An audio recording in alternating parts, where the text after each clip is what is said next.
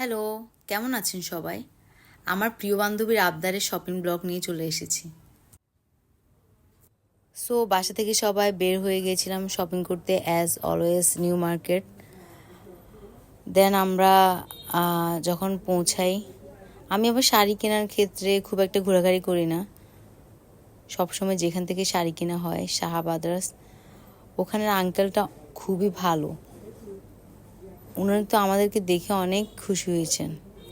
দেন কিছুক্ষণ বসে উনি আবার আমাদের ওয়েলকাম ড্রিঙ্কস দিয়েছেন।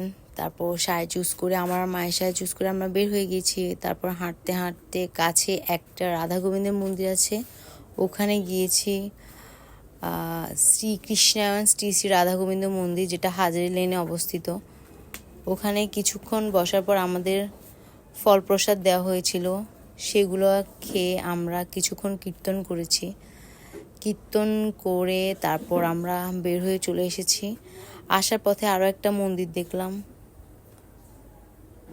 তারপর সেটা দর্শন করে আমরা কিছু পূজার সামগ্রী কেনার জন্য চলে গিয়েছিলাম এসবি পূজা সামগ্রীতে। এরপর আমাদের যা যা প্রয়োজনীয় জিনিস কেনার ছিল আমরা সব কিছু কিনে নিয়েছি। দেন আমরা চলে গিয়েছিলাম রাতের খাবার খেতে ক্যাফে আদনানে।